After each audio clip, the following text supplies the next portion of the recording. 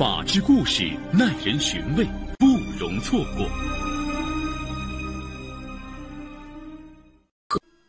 2008年6月，大学旅游专业毕业的李立斌因找不到合适工作，回到贵阳求助表姐杨玉飞。李立斌1989年出生在贵州开阳县农民家庭，是家中独生子。杨玉飞是李立斌大姑妈的女儿，比他大12岁。因杨家子女众多，杨玉飞小时候被父母送到李立斌家寄养多年，得到李立斌母亲照顾长大。杨玉飞10年前嫁给了比他大3岁的林志杰，夫妻俩在贵阳开办了一家电器公司。2003年，他们生下儿子林胜。2005年买了一套复式楼，一家3口日子很红火。见表弟有求，杨玉飞赶紧和丈夫商量帮忙找工作。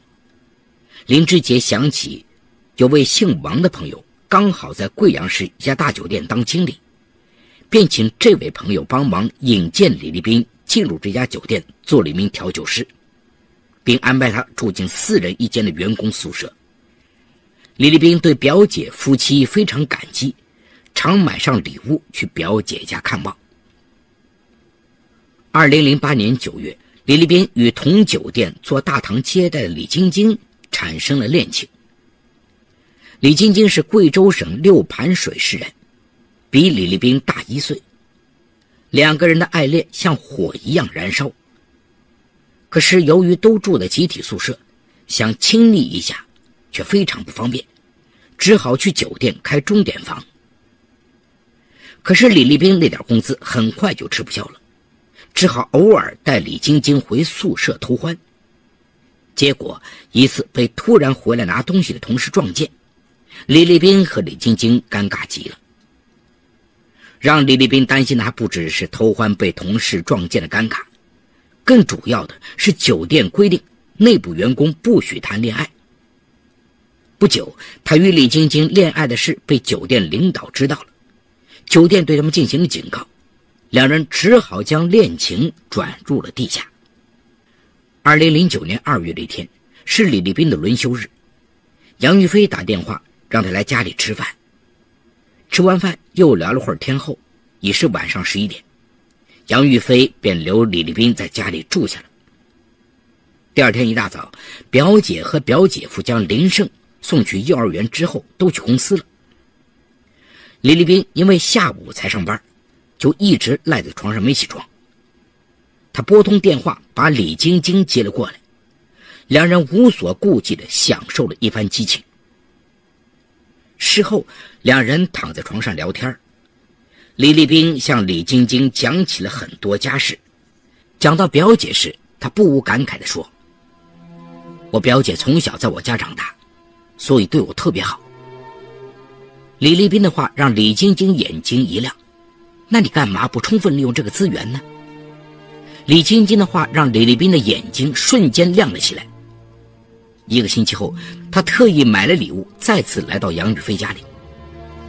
饭间，李立斌说姐夫给找了工作，自己很满意，可就是宿舍住的人太多，环境太差了。杨玉飞想了想说，要不你干脆来我们家住算了，反正离你们酒店也不远，正好还可以陪陪林胜。李立斌一听高兴极了，当即答应下来。过了几天，李立斌带着自己的一些物品搬了过来。杨玉飞夫妻俩平时带儿子住在楼上的2间卧室，李立斌特意跟表姐要求就住在1楼的一间卧室。杨玉飞给他铺了崭新的被褥，林志杰还帮他把电脑网线接好。为赢得表姐和姐夫的好感，李立斌一有空就给林胜辅导功课，这让杨玉飞夫妻省了不少事。见时机成熟，一天，李立斌终于告诉表姐和姐夫自己交了个女朋友。杨玉飞听了很高兴，让表弟带回来看看。几天后，李立斌带着精心打扮的李晶晶登门拜访表姐一家。看着文静秀气的李晶晶，杨玉飞也非常喜欢。林胜也很喜欢李晶晶，缠着她一起做游戏，李立兵终于放下心来。自此以后，李立兵时常趁表姐家没人的时候，偷偷带李晶晶回来亲热。因两人都是上午休息下午上班，所以每次李晶晶都是上午过来，这样与杨玉飞夫妻上班的时间正好错开，所以杨玉飞跟林志杰并没有发现。2009年8月7号，杨玉飞夫妇因公司有事要去上海出差，此时正值幼儿园放暑假。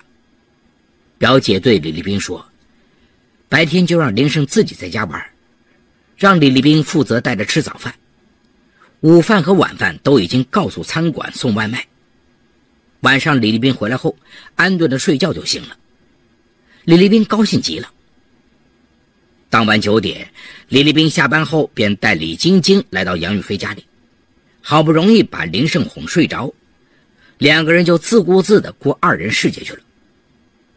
然而因为睡觉前喝了太多饮料，林胜很快被尿憋醒，发现舅舅不在身边，便径直来到李立兵房间。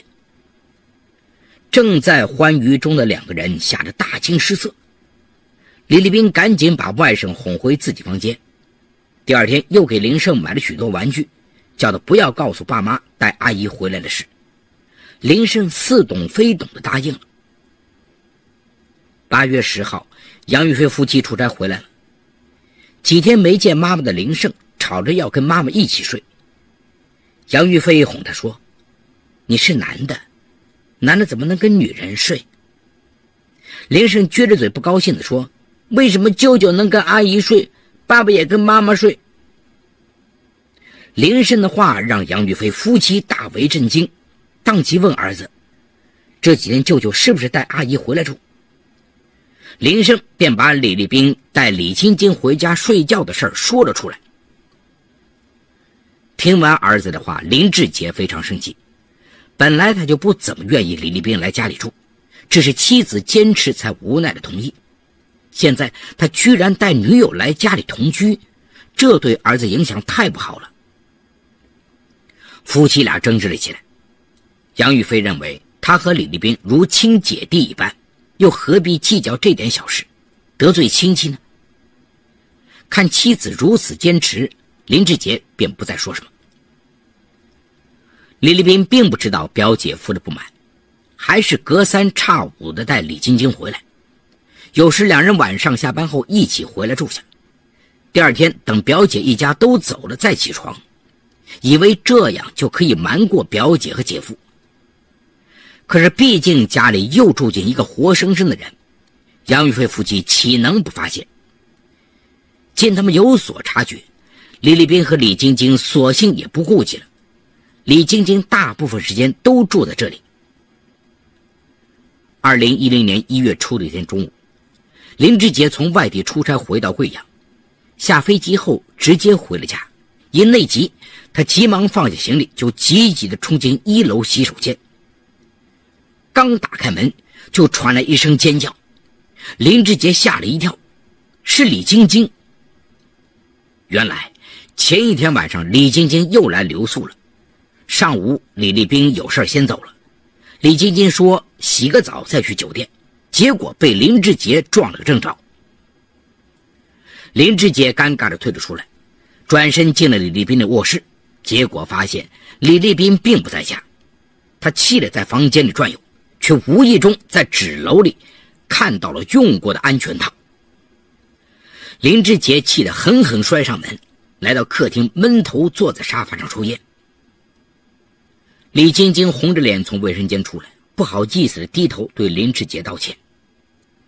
正在气头上的林志杰脱口而出，真想不明白，你这么漂亮的大学生，怎么会对个穷光蛋死心塌地的呢？他连个住的地方都没有，难道你就跟他在我家睡一辈子吗？李晶晶被他说得满脸通红，尴尬异常。就在此时，杨玉飞回来了。李晶晶忙趁机走进卧室，见李晶晶表情异常，杨玉飞问林志杰发生了什么事。林志杰沉着脸回了句，真背，撞见李晶晶洗澡了，洗澡也不关门。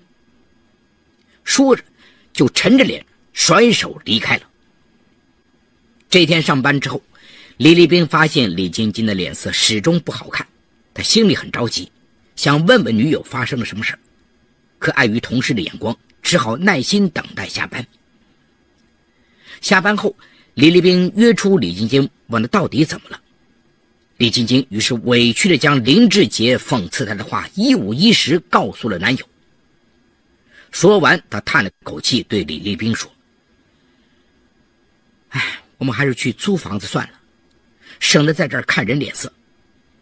李立斌觉得林志杰真是太过分了，他安慰李晶晶说：好的，我有空就去找合适的房子，你不要理林志杰，这个家是表姐做主，没事。话虽这样说，可是接下来李立斌也明显看出表姐夫对自己的不满，他只得开始出去找出租房。然而找了很多地方都没有合适的，事情就一天天拖了下来。李立斌没想到，自林志杰遇见李晶晶洗澡后，杨玉飞的心里也发生了很大变化。当初丈夫反对李立斌住进来，是自己坚持。本来表弟一个人住倒也没什么，但自李晶晶时常留宿以后，家里磕磕碰碰的摩擦总是不断，丈夫一天比一天不开心，常常出去玩到深更半夜。现在想起来，也许当初让表弟住进家里是个草率的决定。杨玉飞本想委婉地让表弟搬出去，可又一想，这话不好开口啊。他决定从李晶晶身上入手，让他们自觉搬出去。2010年3月9号这一天，李晶晶轮休，她一整天都待在杨玉飞家，用洗衣机给李立斌和自己洗了很多衣服。傍晚杨玉飞回来时，李晶晶正一个人在房间里看电视。杨玉飞故意走了过去说：晶晶啊，你父母知道你和立斌谈恋爱的事了吧？李晶晶点点头。你们这个年代的女孩真够开放的，没结婚就在一起住。要是我们那时候，不知会被人吐多少口水啊。见李晶晶的脸色变得难看起来，杨玉飞赶紧假装无意地说：我不是说你啊，别往心里去，我不过是打个比方。晚上李立斌回来后，李晶晶不高兴地把表姐的话告诉了男友。李立斌听了心里也很不爽，但还是安慰女友说：表姐说话口无遮拦，让你别往心里去。第二天一早，李立斌要去酒店参加部门开会，早早就走了。李晶晶起得很晚，就在他刚起床还没穿戴整齐时，杨玉飞推门走了进去，一把掀开李晶晶的被子。呀，怎么这么脏？该换了，我拿去清洗一下。李晶晶顿时感觉异常尴尬，然而寄人篱下又不好发作，只得匆匆洗漱之后上班去了。刚出门，李晶晶便打电话给李立斌，哭着说：他这明显是赶我们走，你要是再不租到房子，我们就分手算了。李立斌觉得表姐太过分了，得好好跟他理论一下。怒火中烧的李立斌气冲冲回到表姐家。此时林志杰和杨玉飞正要出门去公司，两人对表弟爱理不理。李立斌喘着粗气，半天才憋出一句话：表姐，你怎么能这么羞辱李晶晶呢？她还没结婚，怎么受得了？见表弟在家里住这么长时间，不但不知感激，还对自己这般不礼貌，杨玉飞的气儿也不打一处来，趁机撕破脸皮说：一个没结婚的女孩就这么不懂得自尊，结婚后也好不到哪里去。我说了她几句就告起状来了，既然这样，那就请她马上搬出去。李立斌当即赌气说：你放心，我马上就搬走，我还让我妈知道你是个忘恩负义的女人。要是让姑妈知道你带个女人回来晦气我，我相信她一定不会恨我。杨玉飞也不甘示弱，李立斌只得气呼呼地走了。3月14号下午，李立斌刚走进酒店大门，便觉得同事在窃窃私语。一个平时跟他关系不好的同事走了过来，拍拍他的肩膀说：“找着房子了没？”“谁说的？”李立斌一把抓住同事的胸口，狠狠发问。同事做了个鬼脸，指指经理办公室。原来头天晚上，林志杰的朋友李立斌的顶头上司王经理约林志杰吃饭。王经理对林志杰提起李立斌在酒店表现不错，要准备给他加薪升职。没想到王经理的话让林志杰的好心情转瞬变差了。他皱着眉头对王经理说：“升职还是加强一下他的素质培训再说吧，把我家里闹得天翻地覆了。”接着林志杰便把李立斌带李晶晶去家里同居引发的各种矛盾说了出来。王经理异常震惊，问林志杰需如何处理这事儿。林志杰摆摆手说：“你的员工爱怎么处理就怎么处理吧。”下午，王经理找李晶晶去办公室训话，恰好被一路过的员工听到，流言很快在同事间蔓延开来。李立斌正无比尴尬间，同事来叫他去王经理办公室。他忐忑地来到王经理面前，只见王经理冷漠地说：“你明知道酒店有规定，内部员工之间不准谈恋爱，可是你和李晶晶还在外同居。经过研究，酒店对你和李晶晶做出开除的决定，你们自谋前途吧。”开除？前段时间不是说还要给自己加薪升职吗？望着王经理意味深长的脸，李立斌瞬间醒悟过来。王经理和林志杰是最好的朋友，自己惹怒了林志杰，林志杰就让王经理开除自己。林志杰，你不但泄露我的隐私，还把我逼上绝路。你无情，我无义，我要杀掉你全家。傍晚5点左右，急火攻心的李立斌拿着水果刀来到林志杰家，家里只有林胜。看舅舅进屋，林胜开心地跑过来要舅舅陪他玩。先把林胜弄死，等他们夫妇回来再干掉他们。李立斌3下2下扯掉台灯电线，勒住了林胜的脖子。看到舅舅突然翻脸，小林胜大眼睛里满是惊恐的泪水。李立斌的手慢慢松开了，林胜大大的吐出一口粗气后，哇的一声哭出声来：“舅舅是个大坏蛋，我要告诉爸爸妈妈。”李立斌紧张起来，掏出水果刀，猛地朝林胜的脖子抹过去。林胜瞪着大眼睛倒了下去。望着林胜一动不动，紧张的大汗淋漓的李立斌也停顿了下来。正在这时，门外传来开门声，林志杰夫妻回家了。李立斌吓得躲进了储物间。林志杰夫妻进屋看到儿子惨状，顿时尖叫起来，一面快速把儿子送往贵阳医学院附属医院，一面打110报警。经医生检查，林胜被诊断为因喉管窒息引发大脑重度缺氧性休克，医院立即组织医疗专家会诊，展开紧急抢救。